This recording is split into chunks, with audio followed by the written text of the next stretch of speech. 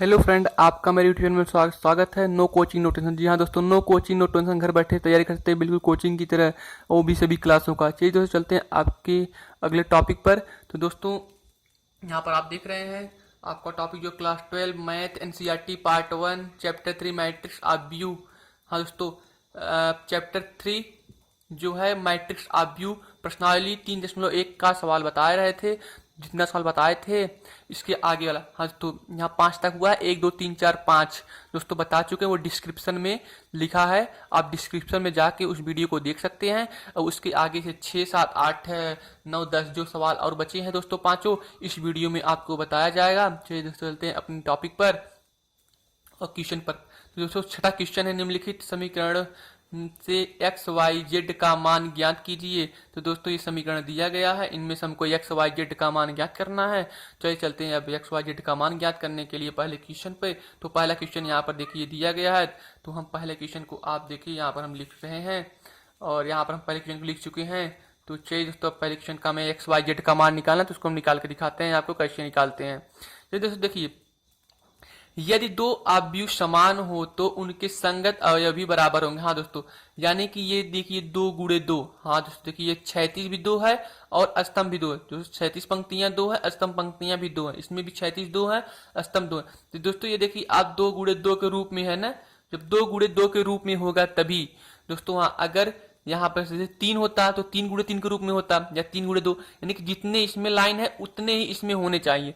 अगर उस रूप में होंगे तो जो होगा हमारा उनके संगत अवयव भी बराबर होंगे, यानी कि इसके समान ये होगा, इसके समान ये होगा, इसके समान ये होगा, इसके समान ये। हाँ दोस्तों, उनके संगत अवयव जो होंगे वो एक दूसरे के बराबर होंगे। तो चलिए दोस्तों देखते हैं, यक्स बराबर यक्स यहाँ पर है तो यक्स का स्थान पर क्या 1 है, यक्स बराबर हमारा 1 आ गया। चलिए देखो वाई वाई वाई है, वाई के स्थान पे क्या है, इधर फर्स्ट वाला 4 है तो 4 लिख लीजिए 4। फिर देखिए यहाँ पर जेड है, जेड के स्थान पे 3 है तो जेड का स्थान पे 3 लिख लीजिए। दोस्तों हमारा एक्स वाई जेड का मान यहाँ से आप देख रहे हैं बहुत आसानी से, बहुत सिंपल फंडा से आपके सामने निकल के आ चुका है। चलिए दोस्तों चलते हैं अब इसके दूसरे क्वेश्चन की तरफ। यहाँ पर आप देख लीजिए दूसरा क्वेश्चन लिखा गया है। अब हम दूसरे क्वेश्चन की तरफ चलते हैं। दोस्तों आपके सामने दूसरा क्वेश्चन आ चुका है। दोस्तों जो क्वेश्चन समझ में ना आया कमेंट बॉक्स में लिखना, और दोस्तों अगर समझ में आया तो लाइक करना, जिससे कि हमको पता चले आप क्वेश्चन समझ में आ रहा है कि नहीं आ रहा है। तो दोस्तों अगर जो क्वेश्चन नहीं समझ में आया कमेंट बॉक्स में लिखेंगे, हम उसका अलग से कोई एक वीडियो अच्छा से सिंपल फंडा और अपना के हम आपको सिंपल तरीके से बताना चाहेंगे। चलिए दोस्तों चलते हैं अब इस क्वेश्चन की तरफ। यहाँ पर भी देखिए 1 2 2 36 पंक्तियां हैं और 2 स्तंभ भी हैं, यानी कि ये भी 2 गुणे 2 के रूप में है। और यहाँ पर भी देखिए 2 गुणे 2 के रूप में। हाँ दोस्तों यहाँ पर देखिए 36 पंक्ति भी 2, स्तंभ भी 2 है। यहाँ पर भी 36 पंक्ति 2, स्तंभ भी 2 है। 2 गुणे 2 के रूप में, इसका मतलब कि ये इसके संगत अवयव जो होंगे आपस में बराबर होंगे। हाँ दोस्तों, ये इसके बराबर, ये इसके बराबर, ये इसके और ये इसके। चलिए दोस्तों देखते हैं, यक्स प्लस वाई बराबर क्या होगा 6। हाँ दोस्तों ये इसके बराबर है तो यक्स प्लस वाई बराबर 6 हो जाएगा। और फिर देखिए यहाँ से, फिर देखिए यहाँ पर 5 प्लस जेड इक्वल कितना है यहाँ पर 5। हाँ दोस्तों ये इसके बराबर होगा 5 के बराबर। फिर दोस्तों चलिए देखते हैं अगले क्वेश्चन। यहाँ पर एक्स वाई है तो एक्स वाई बराबर क्या हो जाएगा हमारा 8 है। यहाँ पर एक्स वाई क्या है, इसके सामने 8 है। हाँ दोस्तों एक सामने 1 होगा। दोस्तों प्रश्न ये इससे एक समीकरण 2 और इस समीकरण 3 मान लीजिए। 1 2 3 समीकरण मांग के अब आप इसे आसानी से हल कर सकते हैं। चलिए दोस्तों देखते हैं आप कैसे हल करेंगे। यहाँ पर देखिए दोस्तों 5 है, यहाँ पर जेड है, यहाँ पर जेड का मान तो कहीं पर दिखाई नहीं दे रहा है। तो आप इसमें थोड़ा सा दिमाग लगाइए कैसे हल करेंगे। यहां से आप देखिए यक्स बराबर क्या हो सकता है, यक्स बराबर ये 6 ऐसे लिखेंगे, ये धन वाई है ना, इधर लेकर आएंगे तो क्या हो जाएगा माइनस वाई। हाँ दोस्तों ऋण वाई। अब दोस्तों यक्स का मान समीकरण 3 में रख दीजिए तो वाई का मान निकल जाएगा। तो लिखिए यक्स का मान समीकरण 3 में रखने पर, तो यहां पर देखिए यक्स यक्स स्थान पर क्या आया है 6 ऋण वाई, और फिर वाई या वाई आप ऐसे लिख लीजिए 8 है 8 लिखिए। आपको यहां तक समझ में आया होगा। तो चलिए दोस्तों देखिए इसका इसमें गुणा करिए, वाई में 6 Y minus Y Y square, फिर यहां पर बराबर 8 है ऐसे लिख लीजिए। अब देखिए यहां पर इसको इधर लेकर आइए, इसको इधर लेकर चले जाइए तो minus Y square plus 6 Y, जब ये 8 इधर माइनस 8 हो जाएगा बराबर 0। फिर देखिए दोस्तों यहाँ पर देखिए माइनस है ना, तो माइनस में क्या करेंगे, आप सभी माइनस में सभी से भाग कर देंगे। दोस्तों जब माइनस से भाग करेंगे तो माइनस वाला प्लस हो जाएगा, फिर ये प्लस वाला माइनस हो जाएगा, माइनस वाला प्लस हो जाएगा बराबर 0। अब इसका आप क्या करेंगे कि गुणनखंड कर लीजिए। देखिए 4 दूनी 8, 4 2 6, 4 दूनी 8, 4 2 6, यानी कि वाई स्क्वायर माइनस 4 दूनी 8, गुणा करने पर ये आना चाहिए, जोड़ने पर ये 4 दूनी 8, 4 2 6, 4 धन 2, वाई लिखिए धन 8 बराबर 0। तो ये आप ऐसे लिख सकते हैं -4y plus minus minus 2y plus 8 बराबर 0। फिर देखिए यहाँ पर y कॉमन, y -4 बचेगा, एक y यहाँ से हट जाएगा, यहाँ पर y हट जाएगा, 4 बचेगा, माइनस 2 दोनों में कॉमन हो जाएगा, तो यहाँ पर y बचेगा 2 चौक 8। दोस्तों यहाँ पर देखिए धन में से ऋण कॉमन हुआ तो ऋण हो जाएगा, तो क्या आया y -4 एक आया है और एक आया है ये y -4, देखिए इन दोनों में से कॉमन होगा ना, तो बचा क्या y प्लस y -2 बराबर 0। तो एक क्या आएगा y बराबर 4, ये -4, y बराबर 4 आएगा, एक y बराबर इधर आएगा 2 आएगा। तो दोस्तों चलिए एक पहले y बराबर 4 रख के हम क्या करेंगे कि समीकरण इसमें समीकरण 1 में y बराबर 2 रखने पर 2 और 4 आया है, तो लिख लीजिए समीकरण 1 में y बराबर 2 रखने पर, तो समीकरण जब 1 में y बराबर 2 रखेंगे तो x के स्थान, x तो ऐसे लिखेंगे, y के स्थान पे 2 रखिए, बराबर 6 है, 6 लिखिए, x ऐसे लिखेंगे 6, ऐसे ये 2 इधर आएगा तो -2, 6 में से 2 गए 4। हाँ दोस्तों x का मान क्या आ गया 4। फिर यहां पर देखिए आप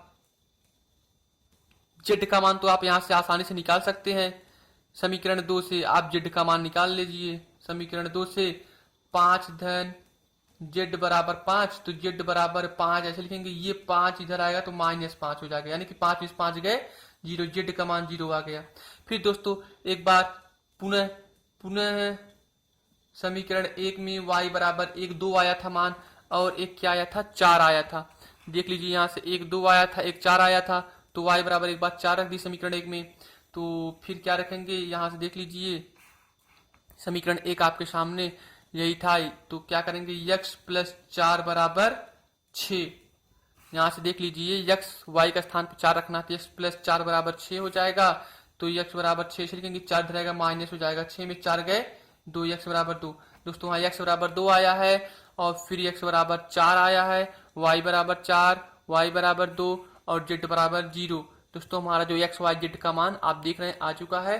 चलिए दोस्तों चलते हैं अगले क्वेश्चन की तरफ। आई होप आपको क्वेश्चन समझ में आया होगा। चैनल को सब्सक्राइब करिए, लाइक करिए, शेयर करिए, जिससे कि और दोस्तों बेल आइकन दबाना ना भूलिए, जिससे कि आपको नोटिफिकेशन मिलता रहे। चलिए दोस्तों चलते हैं अगले क्वेश्चन की तरफ। जैसा कि आप देख रहे हैं आपका क्वेश्चन आपके फ्रंट पर आ चुका है स्क्रीन पर। चलिए दोस्तों देखिए इसके समान ही होगा। दोस्तों ये भी एक ही स्तंभ का है, एक ही स्तंभ का, पंक्ति 1 2 3, स्तंभ एक ही है, इसका पंक्ति 1 2 3 और स्तंभ एक ही है। हाँ दोस्तों, तो ये 3 गुणे 1 का रूप है, यानी कि पंक्तियां 3 स्तंभ 1, पंक्तियां 3 स्तंभ 1। तो इसके संगत में भी बराबर होंगे, यानी कि लिख सकते हैं x plus Y plus Z बराबर 9, फिर या x प्लस जेड बराबर 5, या फिर y धन z बराबर 7। यहां तक आप कर सकते हैं इसको समीकरण 1, समीकरण 2, समीकरण 3। तो दोस्तों देखिए यहाँ पर y प्लस जेड, यहाँ पर भी y प्लस जेड है, तो समीकरण 1 में से समीकरण 3 घटाने पर, समीकरण 1 में से समीकरण 3 घटाएंगे तो क्या होगा कि आप यहाँ पर देख लीजिए x plus Y plus Z बराबर 9 है, यहाँ पर क्या y प्लस जेड बराबर 7 है, घटाना है तो माइनस ये हो जाएगा, ये भी माइनस, ये भी माइनस, ये इससे कट जाएगी, इससे x का मान क्या आएगा, 9 में 7 गए 2, x का मान क्या आ गया 2। अब लिखेंगे x का मान, यहां से देख लीजिए x का मान समीकरण 2 में रखने पर, x का मान समीकरण 2 में रखने पर, तो यहां पर रख दीजिए समीकरण 2 में x का मान, x प्लस जेड बराबर 5 है, तो x का मान 2 आया है यहां से, तो 2 रख लीजिए, 2 प्लस जेड बराबर 5, जेड बराबर 5 ऐसे लिखेंगे, ये 2 इधर आएगा तो माइनस हो जाएगा, 5 में से 2 गए 3, जेड का मान कितना आ गया 3। इसी प्रकार दोस्तों अब जेड का मान समीकरण 3 में रखेंगे तो हमारा y का मान आ जाएगा, जेड का मान 3 में रखने पर, तो 3 में रख लीजिए। y प्लस जेड बराबर 7 है, तो y ऐसे रखिए, z का मान यहाँ से 3 है, 3 लिखिए बराबर 7, तो y बराबर 7 ऐसे 3 इधर आएगा तो क्या हो जाएगा -3, तो 7 में से 3 गए 4, तो y बराबर हमारा क्या आ गया दोस्तों 4, y बराबर 4। हाँ दोस्तों, x बराबर 2, y बराबर 4, z बराबर 3 हमारा आ चुका है। आप इसका स्क्रीनशॉट भी ले सकते हैं।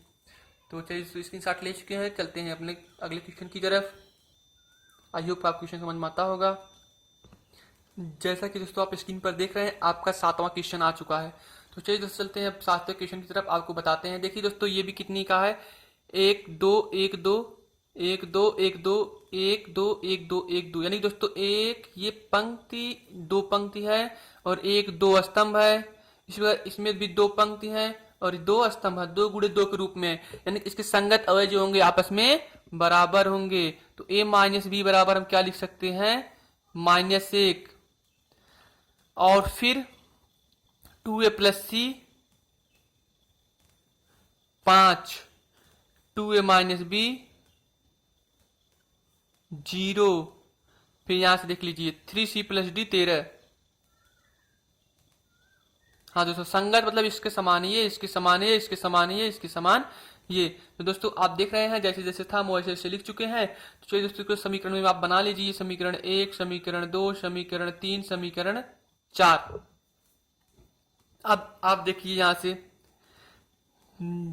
से आप b बराबर क्या हो जाएगा, a को वैसे लिखेंगे, ये -1 इधर लेकर आएंगे तो +1, इस b को इधर लेकर आएंगे तो माइनस का प्लस भी। हाँ दोस्तों, इसको इधर लेकर आएंगे माइनस का प्लस है, इस b को इधर लेकर आएंगे तो माइनस का प्लस भी।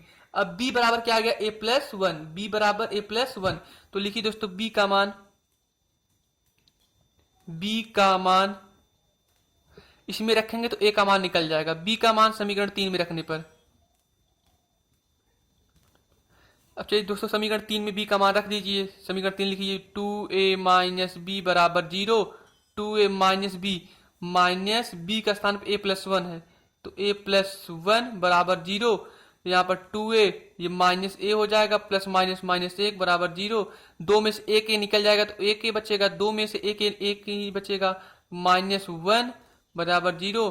तो a बराबर क्या होगा, ये -1 इधर आएगा तो क्या हो जाएगा +1, 0 के पास आएगा बराबर किधर, तो +1। a का मान दोस्तों हमारा क्या आया, 1 आ गया, a का मान 1 आ गया। अब दोस्तों a का मान देखिए, यहां से आप a का मान अगर इस समीकरण 1 में रखेंगे तो b का मान हमारा निकल जाएगा ना दोस्तों। यहां से देख लीजिए, इसको भी समीकरण 1 मान सकते हैं। तो समीकरण 1 में a का मान रखने पर, तो यहाँ पर रखिए क्या, देखिए b बराबर a+1, b बराबर a+1 है ना, तो आप लिख लीजिए a का मान समीकरण 1 में रखने पर, तो समीकरण 1 में रखने पर तो आप समीकरण 1 लिख लीजिए, b बराबर a+1 था समीकरण 1, यहाँ पर देख लीजिए b बराबर a+1, तो यहाँ से आप b बराबर a+1 में a का मान दिया, a का मान 1 है, 1, a का मान 1 है, 1 धन 1, 1 1 2, दोस्तों b का मान हमारा क्या आ गया, 2। हाँ दोस्तों, b का मान 2 आ गया। इसी प्रकार दोस्तों c और d का मान निकालना है, तो चलिए दोस्तों c और d का मान निकालते हैं। तो देखिए दोस्तों, यहाँ पर अगर हम a का मान रख देंगे तो c का मान निकल जाएगा। समीकरण 2 में a का मान रखने पर तो c का मान हमारा निकल जाएगा। तो समीकरण 2 में a का मान रखने पर यहाँ पर रख दीजिए 2a धन c बराबर 5 है।